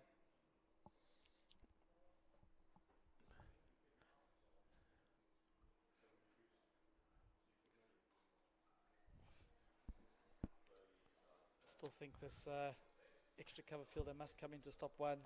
It's just a little bit too easy at the moment for Heritage. They they do know that they need to go exactly around the ball. They know there's no need for any risks to be taken, and they will. And that's how they're going to play it, unless the Legends do just concoct a little bit of a plan here. How to get a wicket? Yeah. Because if they allow this Heritage side to just knock it about, it's going to be just a walk on a Sunday morning around the Willie Watson. Cool. Asad Bukhari, they're keeping the faith with him. I think he is one of the charismatic players that can potentially get under the skin of the opposition. I think he's going to be He's going to be the guy that has to create just something. He has to create a little bit of magic here. Yeah. Just to get his team going. If there's one guy that can do it, I'm backing him. Trying to late cut down to third man. Just misses it. I do know that his natural style is to dart it in here and get through his overs, but he's got to chance his arm here and throw it up a little bit. It's a big boundary. And definitely not going to help there. That is too short, and it has been put away by Shakil for a boundary, and that will just make it a little bit easier for the Heritage side.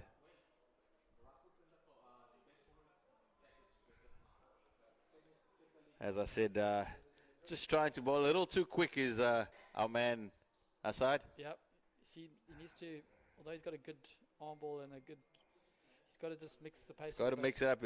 And we've seen throughout the tournament, the slower you go on this wicket, taking the pace, those are the bowlers who've been successful. And today, even more so, I think, with a big leg side boundary, give yourself a chance. It's a massive hit if you want to go for 6 on the leg side. Also, to be successful as a bowler in this format, if you can bowl as many different variations as you can to keep the batsman guessing. Although, Ross, I do think possibly keeping it simple here might be a better option. It's just take the pace with the ball, make the batter do the work. It's too short. It's too short. He's been... I'm a little bit disappointed in our man, Edie, today. He's gone short on the leg side. Yeah. Now he's gone short on the off side. He's not giving himself a chance here. Yeah.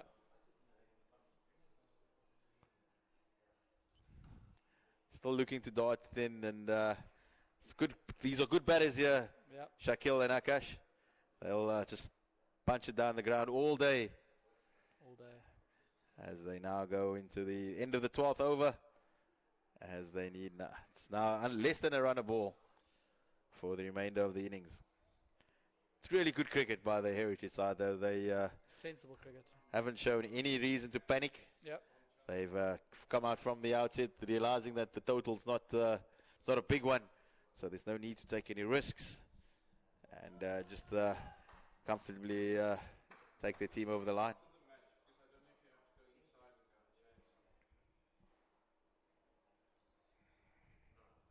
So if any viewers have just joined us, if you're not too familiar with the formats of Last Man Stands, it is 25 ball overs per innings, so it's 100 balls per innings. A few quirky rules: 8 aside. The last man does bat on his own once the 7 wicket falls. There's so you can only run 2 though, right? Run 2 hit boundaries. There's some would say quite controversial double play rule, where 2 batters can be out with 1 ball, which definitely is a game changer sometimes. Ooh. These batters, I don't know if you've seen the same thing, but they seem to, before the ball's been bowled, they've got an idea of what shot they want to play. They're not actually playing it as they see it. No, it's definitely premeditated, particularly on the offside. Once again, because once again they do realize that they don't need more than a single ball. So if you just pop it in the off stump on the offside, you get the single, and that's why I'd like to see the Legends bring up a couple of fielders, make them go over or through the inner ring, because it's just a little bit too simple here at the moment for the Legends. So what they might do is maybe what they're thinking is get to the 16th over, and then if the game's still going and they've secured the losing bonus point, then bring it up and create a bit of pressure. But then the game's lost. But they're still not going to lose as badly. I'm wanting to win the game from the outset. Yeah. I'm not playing for any losing bonus points. I want to win the game. That should be two.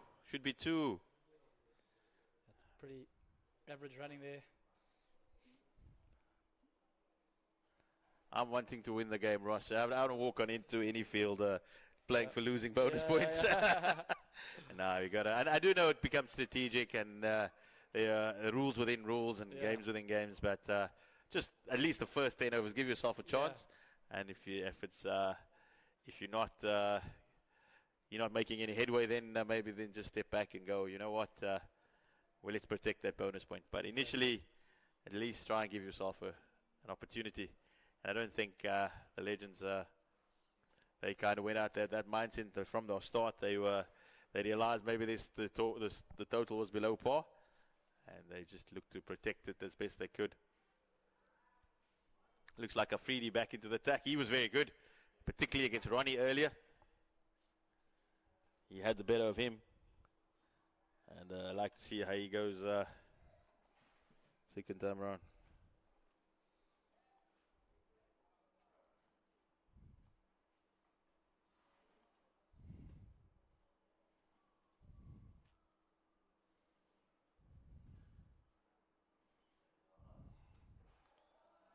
So this is a Pool B game.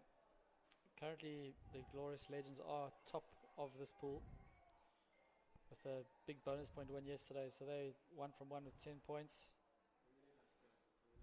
So the Heritage Cricketers would go to top in this group.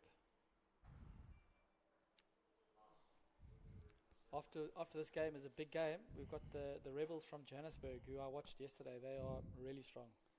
They play against the Surefire Lions from Durban, who I think weren't tested too much yesterday, but by the sounds of it, they're a good team. They the side with Robbie Freilich. Robbie Freilich, yeah. Apparently there was former Proteas all-rounder. Yep, there was 9 needed off the last over, and he bowled a maiden. Wow, okay. So he's definitely something to look forward to there. So make sure that you're in the commentary hot seat for that. So, I'll be here. I'll definitely be here. Ross, you alongside me for that one? I'll do my best. There we go. There we go. That's what we'll be bringing to you from the Wally Watson Oval. Quite a humid Wally Watson Oval there. That's a lovely great shot, cover drive. Just opened the face. Knew exactly where the fielder was. And showed great placement there. As you can see, just as he made contact, just opened the blade and put up a lovely cover drive boundary. So this won't be Akash's fastest 50 ever, but it's what his team has needed. It just helped it on its way down to backward square leg. Just going to trickle over the boundary. Save your legs there, fielders. And that is a half century for Akash of 36 balls. He'll go to the umpire for the photo, and he'll be back in the dugout after that. But I'm sure he'll get the applause of his teammates after the mandatory selfie with the umpire. Love this aspect of the game for LMS. Really do. A wonderful little bit of a invention. There he goes.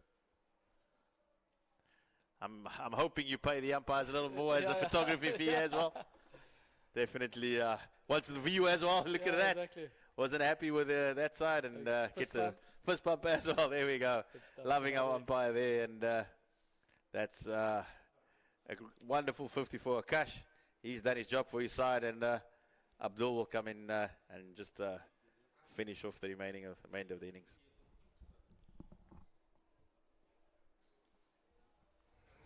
So 22 off 31. Still very much a walk in the park for Heritage Cricketers, with their gun batter back in the hut. Gets a round of applause from his teammates, the Rebels, the spectators. I think that was a splendid innings by Akash. He knew exactly what was required. He knew that the Legends would have been looking for some early wickets, and that's not. He wasn't away. He wasn't giving his wicket away. There was a chance earlier that he was dropped at long off. Yeah. And once that was settled, he just worked his way neatly to a half century.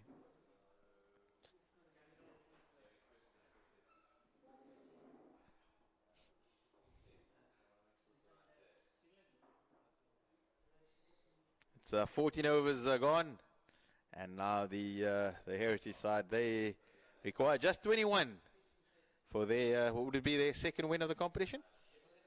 It will be, yes.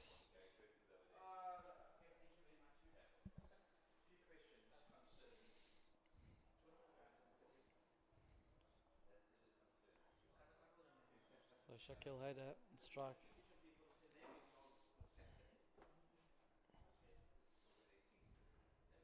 Little dab down to third man.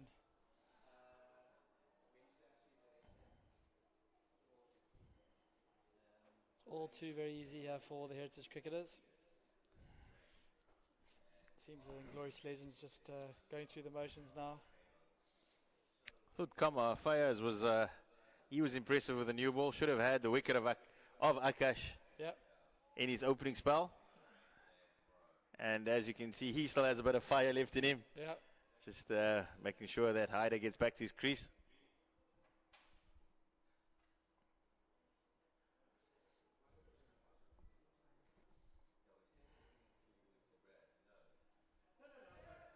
So does Western Province Cricket Club sort of have a team that plays in the Premier League in Cape Town? Very much so. They one of the strongest club sides around. Yep. They play in the Premier Division.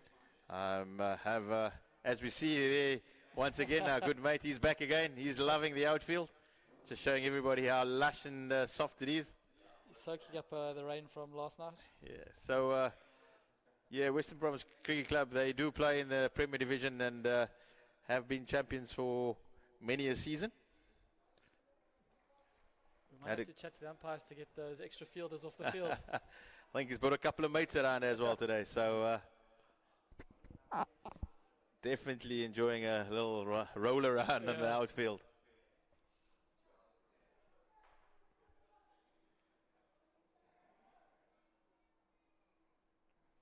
Just 19 needed now.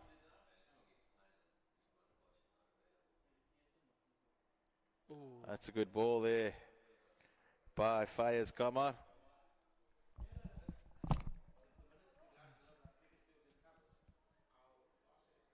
Okay, so that's 15 overs done.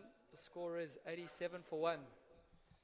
Shakil Haider, 19 of 18, and Abdul Hussain, 2 of 3.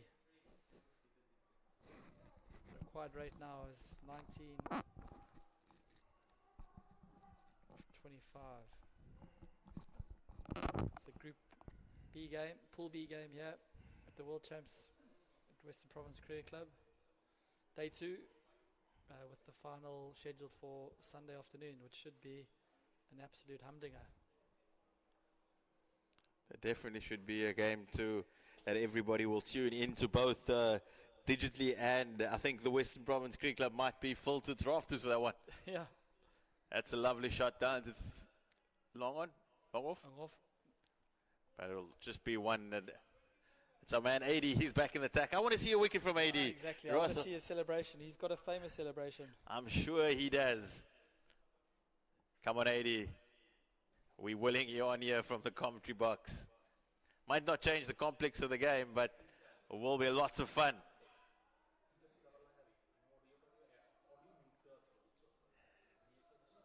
I think he came closest with his very first delivery of his spell as an inside edge that just missed the stumps. Bowling with your cap on backwards is not... Definitely wasn't taught to me like that at school, that's for sure. Yeah. It's a dot ball.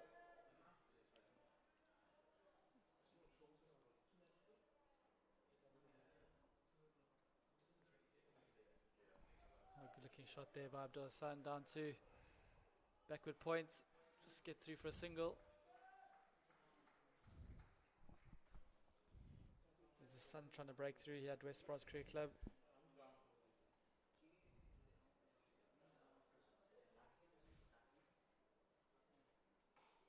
Oh, nearly a catch there. Just out of the reach of his fingers, but that would have been a seriously good catch off his own bowling. to be for Abdul today. That's his spell. 4 overs, 0 for 24. Just tidy figures for this format of cricket. I think it's tidy by Bakari, but tidy is not what his team No, wants from him. we They get- want match-changing spells, and I think he'll go back and he'll the next game just get himself up.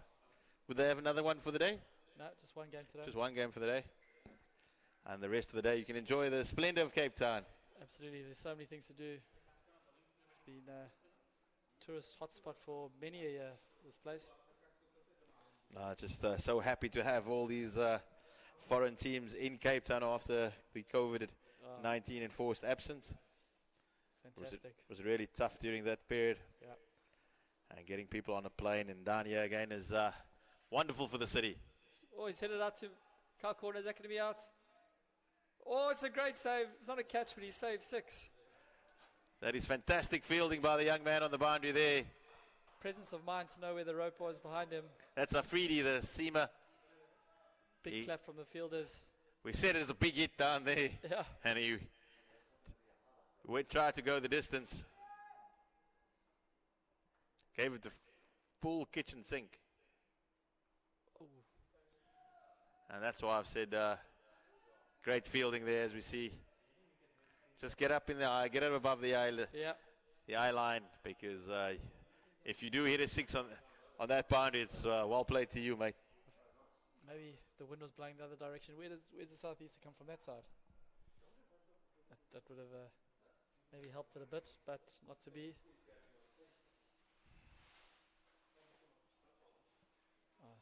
It could be a chance, but there's no backup, and the keeper just decides to hold on to it. Thinking if you're looking for wickets, you've got to have a shy. Yep. So 10 of 17.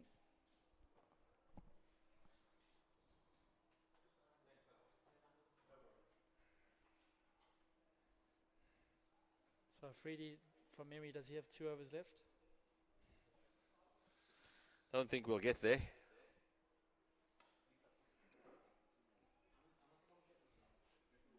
Head out to long off just for a single.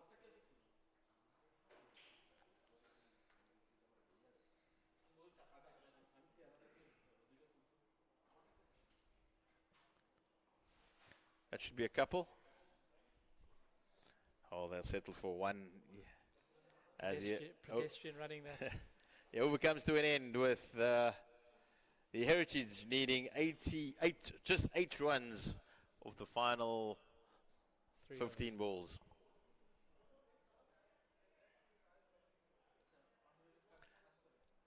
Heritage very comfortable in taking this down to the last over, just knocking it down. The bonus point has been avoided by the Legends, so they'll pick up 1 point at least. 2. 2? Yep. They'll pick up 2. And 2 for clothing, so they'll get 4 points from the game. 2 for clothing. Yep. Let's explain that rule, Ross. So the thinking is, this is a global rule for all leagues, is that to get a clothing bonus point, 1 point, you all need to be in the same shirt, the same trousers, that you get an extra point. So it's 2 points.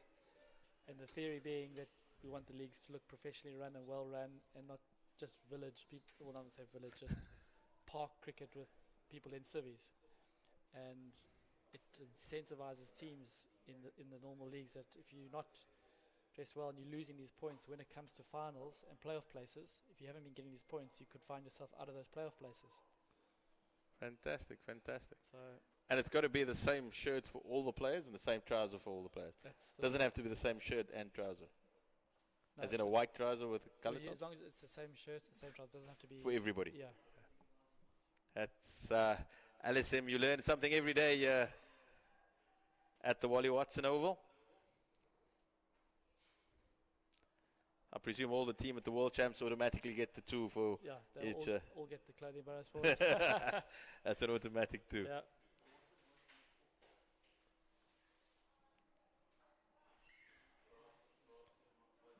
We'll come back for the second.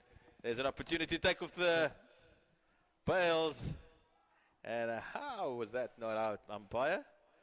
I thought the Hussein was in trouble there. Did the dive get him in? Let's see the replay. Quite weird from Hussein, though. Throughout the game, he's gone just ones, and suddenly decided to run the two. run the two. Yeah. So just 4 required now. I think One strike. Abdul's going for the big one, I feel. And that Oh, it was set up nicely for him to finish the game. But it's not to be. And we'll go into the 18th over with 3 required of the final 2 overs.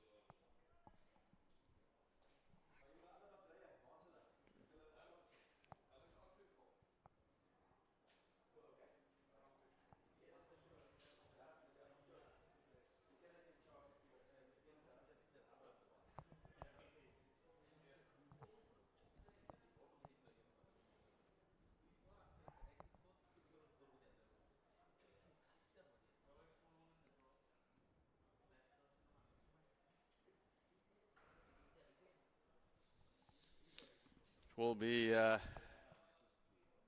new bowler. Abdullah Hashmi. I don't think, is this Hashmi? Was it Verk? I I thought think this might be a new bowler. Haroon.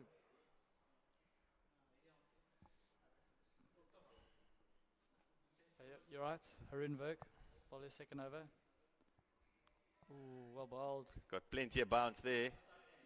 See what happens if you give it a bit of a rip and bit of air. Once again, I'd like to see the players come in. It's just 3 required. Just give them something to He's used the have crease hit there. there. Slapped See it if he up. was at point, it would be straight into his hands. Yeah. He's almost in no man's land there. He's like not saving one or a boundary. That's what I mean. You'd rather want him to hit it through or over Yeah. and say, well played, mate. Or take a wicket. 2 runs required now for the Heritage side.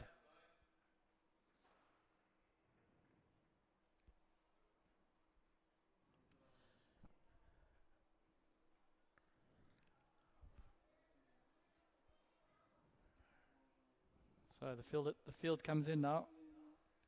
All a bit too late, I feel.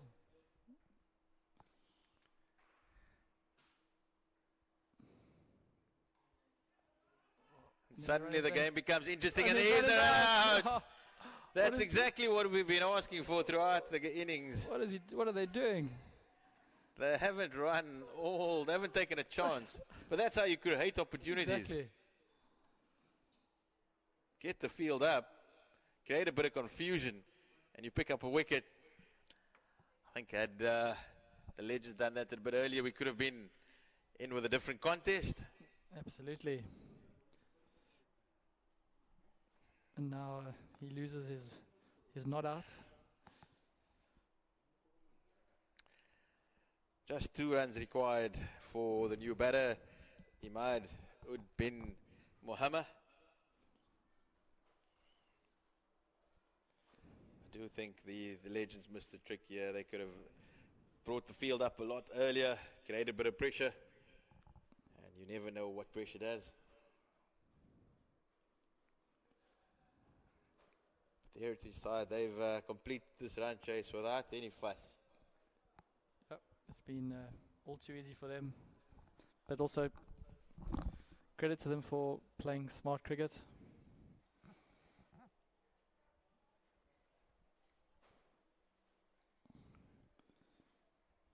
So Rattan Das is the new man. That's a huge shout out to over Cow Corner onto the squash court roof, and that is the end of the game. Rattan Das has been sitting in the dugout watching his mates just pop it around for singles, and he said, I've had enough of this. I'm finishing this game off. And he's headed onto the squash court and completed the victory for the Heritage as we look again down the wicket. And we've said that he's a massive hit that way, and he's completed it. And that is a win for the Heritage side from Bangladesh. They've got one over their Pakistani counterparts, and they'll take the points. And we'll see you back in a short while with the Heritage taking an 8-wicket victory here at the Wally Watson Oval.